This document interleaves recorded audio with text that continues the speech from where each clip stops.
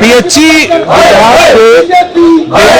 का स्ट्राइक आज 44वां दिन है और आप इनको कर्मचारियों, आप पीएचई के इन डेलीवेटरों को आगे करते हुए मुझे 16 साल पत्रकारिता में हो गए और इन्हें 16 साल सड़क के ऊपर हो गए। ये 16 साल से पक्का होने की मांग कर रहे हैं और 16 साल से लगातार, पहले प्रिंट मीडिया में, उसके बाद इलेक्ट्रॉनिक में और अब सोशल मीडिया पर इनको कवर करने का मौका मिल रहा है। आइए इन्हीं से जानते हैं, मुझे बताइएगा 44 दिन आज आपके हो चुके हैं। 44 दिन होने के बावजूद, जैसे मैंने आपको कहा 16 साल मुझे हो गए पत्रकारिता करते हुए, पहले अखबारों में आपका लिखते थे कि पक्का करो पक्का करो, नहीं हुए। लेकिन जो आपके बीच में लोग थे, जो आपके उस समय नेता थे, वो सब नेता बन गए, कोई एमएलसी बन गया, कोई कुछ बन गया, कोई कुछ बन गया, सबकी तरक्की हो गई, लेकिन आप लोग यहीं रह गए। अब मेरा 18वां साल है आपको कवर करते हुए और 18वें साल में भी शक्लें थोड़ी बहुत बदल चुकी हैं, कुछ एक पुराने लोग अभी भी मौजूद हैं, लेकिन मांग वही है कि पक्का करो। क्या लगता है आपको कि सरकार इस बार सुनेगी? बहुत ही अजीबोगरीब सवाल है आपका और बहुत ही पेचीदा सवाल है। आपने देखा होगा कि जम्मू कश्मीर में अक्सर ये कहा गया कि परिवारवाद, आतंकवाद और अलगाववादियों की सरकारें जम्मू कश्मीर में रही हैं। उन लोगों ने जम्मू कश्मीर को लूटा, उन लोगों ने जम्मू कश्मीर की जनता का शोषण किया, उन लोगों ने लोगों को गरीबी रेखा में नीचे धकेल के रखा। आपने यह भी देखा कि 2014 में जम्मू कश्मीर में भी बदलाव हुआ, 2015 में जम्मू में बदलाव हुआ। उस बदलाव की राजनीतिक और जम्मू के विशेषज्ञ ये बताएं कि 2014 से लेकर 2022 तक जम्मू कश्मीर के मजदूर अवाम को क्या मिला।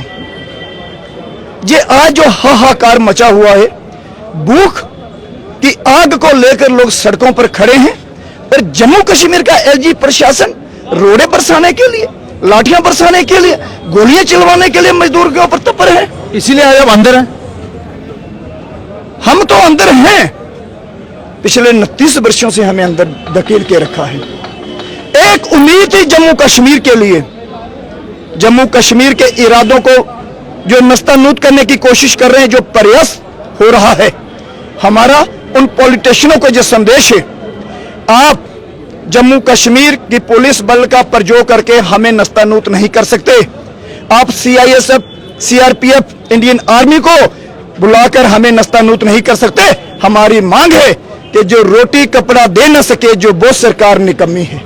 हम रोटी कपड़े की बात कर रहे हैं, आपसे उद्योग नहीं मांग रहे हैं, आपसे कारखाना नहीं ले रहे हैं, आपसे हम बड़े बड़े एसी वाले मकान या चेयर नहीं मांग रहे हैं। क्या करे मजदूर? आखिर मजदूर जाए तो जाए कहां? हमारे देश के प्रधानमंत्री जी कहते हैं कि अंतिम श्रेणी में खड़ा हुआ मेरा मजदूर मुझे निराश नहीं दिखाई देना चाहिए। मैं पूछना चाहता हूं प्रधानमंत्री जी को, जम्मू कश्मीर की स्थिति के बारे में जानकारी नहीं है क्या? वो संसद भवन के अंदर कौन से फैसले ले रहे हैं? आखिर एलजी सिन्हा साहब जी जहां पर बैठकर क्या कर रहे हैं? मुझे ये बताइएगा कि जैसे मैंने आपको कहा 18 साल आपको लड़ते हुए हो गए, मुझे 18 साल आपको कवर करते हुए हो गए। मांग आपकी वही पुरानी है।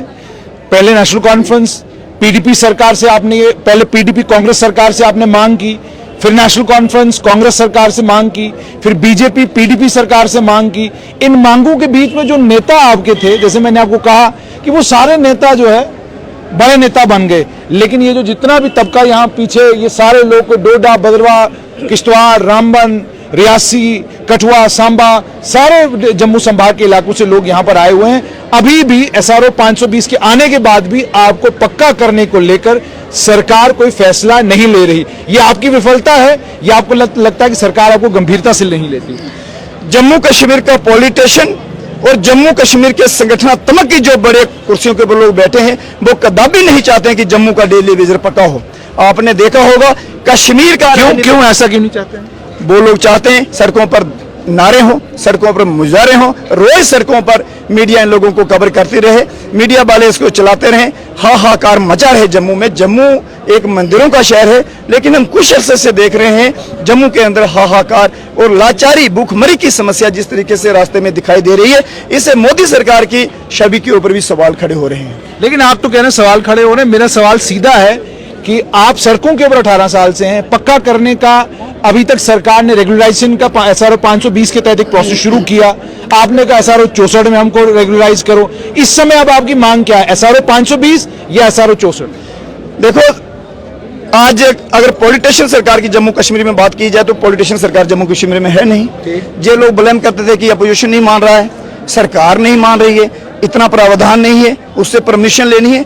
आज मैं कह रहा हूं कि सिन्हा साहब की जो टीम, जहां पर 5 लोग बिठाए गए हैं, क्या वो 5 लोग फैसला लेने में सक्षम नहीं है? SRO उनको तय करना है। हमारी मांग है कि हमें SRO 64 दिया जाए। अगर आपके पास SRO 64 नहीं है, आप SRO 64 लगाएं, आप बनाएं। आपके IAS JKS ऑफिसर जो जहां पर बिठाए हैं, अगर वो 2-2 लाख रुपया, 3-3 लाख रुपया सैलरी ले रहे, किस चीज की ले रहे हैं? अगर मजदूरों को बताना पड़ेगा कि फलाना SRO लागू करो, हमें फलाने तरीके से बेसिस दो, हमें 6 महीने के बाद हमारी बेसिस में बढ़ोतरी करो, ये सब अगर खरीदे हमको बताने हैं। जितने भी डेडवुड अधिकारी बिठाए गए हैं, डेली वेजरों की मांग है, इनको बिल्कुल टर्मिनेशन करके भेजा जाए। और जम्मू के जो हमारा नौजवान युवा साथी पढ़ा लिखा है, जो 20 लाख रुपया बैंक कर्ज लेकर आज UPSC की ट्रेनिंग करके बैठा है, आज जो JKS की ट्रेनिंग पास करके बैठा है, उन लोगों को ये कुर्सियां दी जाए अगर डेली वेजरों को बचाना है। मुझे ये बताइएगा, आप कहते हैं कि डेली वेजरों को बचाना है, सरकार से कोई बात हुई, कोई सरकार की तरफ से कोई नुमाइंदा आया आपसे बात करने के लिए? देखिए, सरकार नाम की जम्मू कश्मीर में कोई चीज नहीं है, एक ही है सिन्हा साहब। सिन्हा साहब जम्मू कश्मीर में जम्मू बाहरी लोगों को सेटलमेंट करने का एक कार्यक्रम कर रहे हैं, उन्हें जम्मू कश्मीर की तत्काल में फिक्र नहीं है। मैं कल सुना था एक निजी चैनल पर कह रहे थे, कोई बड़ा काम बताइए मुझे जम्मू कश्मीर में, कौन सा काम बड़ा है? बड़े काम की बात करें। हम पूछना चाहते हैं सिन्हा साहब जी से, सिन्हा साहब आप हमें ये बताइए कि डेली वेजर सड़कों पर क्यों खड़ा है? आप जिस कार्यालय में खड़े, सरकार कहती है कि जितने भी डेली वेजर हैं, सरकार का पहले भी पक्ष रहा है कि ये सारे के सारे डेली वेजर पुरानी सरकारों ने लगाए हैं, गलत तरीकों से लगाए हैं, तो वही सरकारें जो है उन्हीं की जिम्मेदारी बनती थी इनको रेगुलराइज करने की। पिछले दिनों लोकसभा में भी हसनैन मसूदी जो नेशनल कॉन्फ्रेंस के MP, उन्होंने भी आपकी बात रखी, उन्होंने भी कहा कि इनको रेगुलराइज किया जाए, पर सरकार कहती है इन्होंने अपने कार्यकाल में क्यों नहीं किया। अनपढ़ पॉलिटिशियन जम्मू कश्मीर के डेडवुड अधिकारियों के बीच की वार्तालाप जिस तरीके से हो रही है, इससे साफ जाहिर होता है कि इनके मंसूबे जो हैं वो डेली वेजरों को हताश और निराश करने वाले हैं।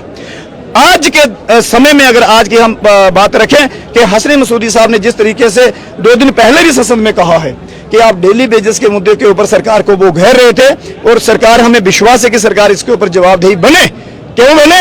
अमित भाई शाह जी ने जम्मू में आकर कहा था कि हमें मिनिमम वेज एक्ट दे दिया है। भाई किसको दिया है? कौन से विभाग को दिया है? झूठ पे झूठ जम्मू कश्मीर के नाकाबिल 25 विधायक काना फौसी करके प्रधानमंत्री जी से झूठ बुलवाया, होम मिनिस्टर से झूठ बुलवाया, इनके डिप्टी झूठ बोल रहे हैं, सिन्हा साहब झूठ बोल रहे हैं, और इनके डिप्टी कमिश्नर भी झूठ बोल रहे हैं। झूठों का पुल हम जम्मू कश्मीर में चलने वाले नहीं है।